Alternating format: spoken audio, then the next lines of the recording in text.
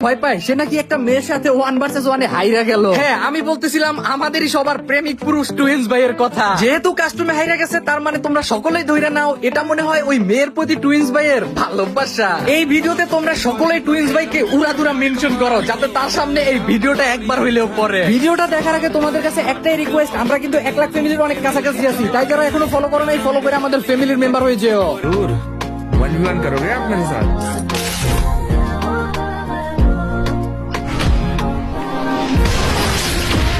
अरे ये देखो, अरे तो अभी मार ही नहीं पाओगे। ये देखो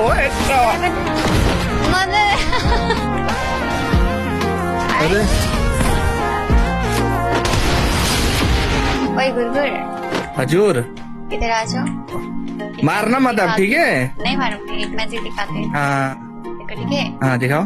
हाँ तो क्या, अच्छा बैठना है, चलो बैठ गया। मैजिक दिखाती हूँ।